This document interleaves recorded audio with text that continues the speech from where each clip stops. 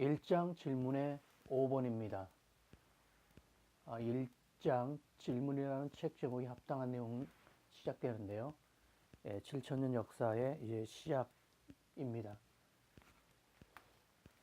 자, 성경은 누가 정리를 하든지 그 분량이 굉장히 많습니다. 이것은 이제 성경 자체가 인류의 모든 것을 담고 있기 때문에 인류의 전 영역으로 설명을 하다 보면 굉장히 많은 분량일 수밖에 없는데요. 이것은 뭐 주제별로 분류를 하든 시간 순으로 분류를 하든 그 외 구조적으로 여하튼 어떤 식으로 분류를 하든 성경은 또 누가 정리를 하든 분량이 굉장히 많을 수밖에 없습니다. 그래 이 성경 정리에서 이 첫 번째 문제는 올바른 정리죠.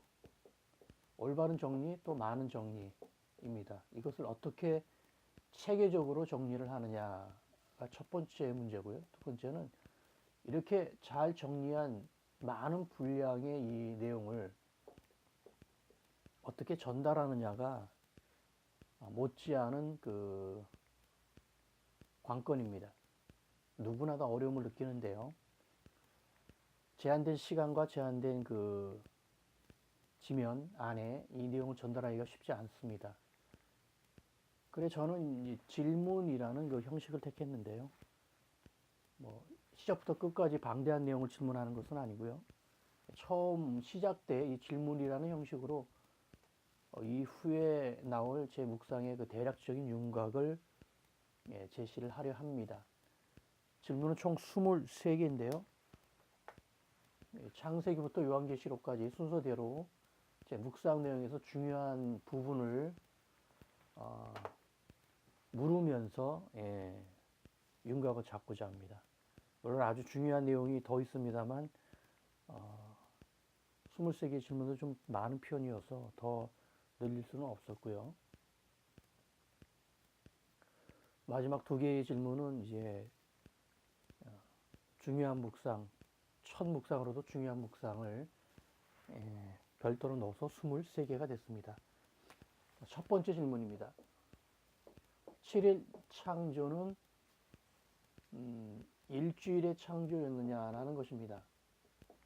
즉 우리가 지금 살고 있는, 겪고 있는 이 7일, 일주일의 창조였느냐 아니면 그렇지 않느냐라는 그런 질문인데요. 이 해석은 두 가지입니다. 실제 일주일이었다, 물리적으로 일주일의 창조였다라는 그 해석하고요. 두 번째는 긴 시간대의 긴 시간대의 창조였다. 아주 긴 시간의 창조인데 다만 기록과 표현만 7일이라는 그 형식을 취했다라는 두 가지 해석이 팽팽하게 맞서고 있습니다. 물론 둘 다 완전하지 않죠. 서로의 그 변증에서도 아직 그 결론이 나지 않았습니다. 따라서 이 질문에 대해서 여러분이 답변하기도 힘든데요. 제 의견은 2번 긴 시간대의 창조인데 7일이라는 형식으로 기록되었다고 저는 해석을 합니다. 이 내용이 이제 7천년하고 긴밀하게 만나는데요. 묵상하시기 바랍니다. 두 번째 질문은 7일 창조를 보면 이제 굉장히 많은 내용을 담고 있습니다만 두드러지게 나타나는 현상이 이 식물과 해의 관계인데요. 식물이 해보다 먼저 창조된 것입니다. 이 내용을 믿느냐 하는 질문인데요. 식물은 셋째 날에 창조되고요. 해는 넷째 날에 창조됩니다. 그런데 상식적으로 이 식물이라는 이 생명체는 해가 없으면 살 수가 없기 때문에 반드시 해가 먼저 창조가 되고 그 다음에 식물이 창조되어야 마땅합니다. 그런데 성경은 이 내용을 반대로 기록하고 있습니다. 그래 이 내용을 두고 네, 과학계는 이 성경을 믿지 않는 그런 단계로 이제 넘어갔는데요. 성경은 사실 이와 유사한 내용 정도의 그 의아한 부분들이 꽤 있습니다. 상식적이지 않지요. 진리의 책이라고 하지만 좀 이해하기 힘든, 범위를 넓혀 생각해도 이해하기 힘든 내용들이 들어가 있습니다. 그러나 지금 이 창세기를 기록한 사람이 모세인데요. 모세가 이 내용을 몰랐을까요? 모세는 이 내용을 몰랐을 리가 없고요. 더 문제는 이 성경 기록을, 예, 물론 육적으로는 사람이 했습니다만 성령 하나님께서 실제 기록을 하셨기 때문에 성령 하나님께서 이 기본적인 사실을 몰랐을 것 같지는 않습니다. 그랬을 리도 없고요. 따라서 이 내용에는 의도적인 그 내용이 담겨 있습니다. 꼭 이 내용을 몰라서 이렇게 기록한 것이 아니라 그 다음에 더 중첩된 복선의 어떤 의도를 지니고 있는 기록이 아닌가라는 것입니다. 이 역시 7천년 역사와 만나면 그 윤곽이 드러날 것입니다. 세 번째 질문입니다. 그렇다면 이 넷째 날에 창조된 이 해요. 해는 넷째 날 창조된데 넷째 날의 창조물은 해와 달과 별입니다. 빛과 관련되어 있어서 광명체라고 부릅니다. 그런데 왜 이 해는 넷째 날에 창조되었느냐는 것입니다. 지금 이 앞서 이번 질문에서 셋째 날하고 넷째 날이 바뀌었다 그랬죠. 이게 바뀌었다면은 이 해가 둘째 날에도 올 수 있습니다. 반대로 다섯째 날로 갈 수도 있습니다. 뭐 더 넓게는 일일과 유일로도 갈 수 있겠죠. 근데 왜 하필 넷째 날에 와 있느냐는 것입니다. 이것의 변동이 가능하다고 했으면은 더 넓혔을 수 있다는 뜻이죠. 이게 명확한 질문은 아닙니다만 충분히 고려해 볼 만한 묵상이죠. 이 넷째 날에 온 이유가 있거든요. 물론 2번 질문, 뭐 더 넓게는 1번 질문하고 다 묶여 있습니다만 이 모든 것이 다 7천년 역사와 긴밀하게 연결되어 있습니다. 네 번째 질문입니다. 7일 창조 기록을 보면요. 이 기록은 이제 창세기 1장인데 1장에는 6일째까지 기록이 되어 있죠. 7일째는 이제 창세기 2장으로 넘어갑니다만 이 저녁이 되고 아침이 된이라는 표현이 계속 나옵니다. 6일 동안 매일 나옵니다. 6번 나오는데 저녁이 되고 아침이 되니 이는 몇째 날이냐라는 표현이죠. 이 내용도 아주 그 깊은 내용을 품고 있습니다. 이곳에서는 가장 간단한 내용을 묵상할 텐데요. 그런데 이 저녁이 되고 아침이 되니라는 이 표현이 셋째 날, 넷째 날, 다섯째 날만 단독 구절로 되어 있습니다.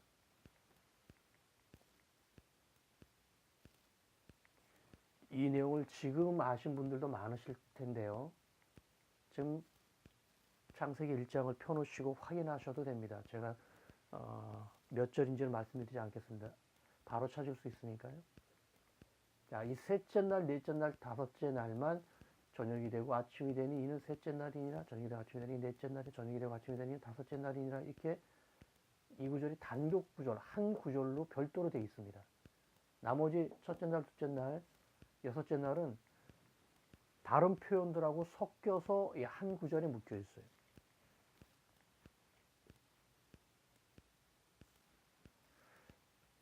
자, 왜 이렇게 구분이 됐느냐는 것입니다.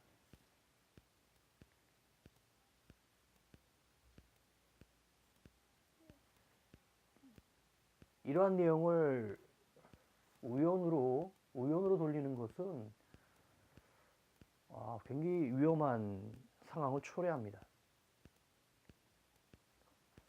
설명하기 어렵죠. 이해하고 합당하게 설명하기 어려운 그러한 현상을 발견한 것인데요. 이것을 우연의 일치라고 해석을 해버리면 이것은 하나님이 없다라는 결론으로 바뀝니다. 우연을 인정하는 순간 하나님이라는 존재가 없어집니다. 의미가 없어집니다. 매우 위험한 그 해석이죠. 따라서 이 상황은 어떤 식으로든지 그 하나님의 의도, 성령님의 의도로 해석을 해야 되는 그런 문제지, 회피하거나 외면하거나 별거 아니다, 복음하고 관련이 없다, 별거 아니다, 논쟁거리만 만드는 것이다, 그렇게 치부해버리고 외면해버릴 상황이 아닌 것입니다. 지금까지 신학은 많이 그랬고 그런 면도 있었고요. 주의 종들 역시 그런 면들이 많았는데, 어렵다고 설명하기 힘들다고 피하는 것은 결코 진리가 아닙니다. 자, 이 상황을요, 절로 나누어지지 않은 창세기 1장을 만약에 저한테 주고요, 이것을 네 마음대로 나눠봐라 라고 그렇게 첫 조건에 들어있을 경우에, 저 같은 경우 만약에 했다면은 저녁이 되고 아침이 되고 이런 몇째 날이나를 6날 모두 그 외의 표현하고 섞어서 구조를 만들던가, 아니면 다 요 표현만 단독 구조로 만들던가, 그렇게 했을 것 같아요. 요 셋째 날, 넷째 날, 다섯째 날만 별도로 놓고 나머지는 이런 두 가지 방식으로 절 구분을 했을 것 같지 않습니다. 그리고 이 상황은 여러분도 크게 다르지 않을 거라고 저는 생각합니다.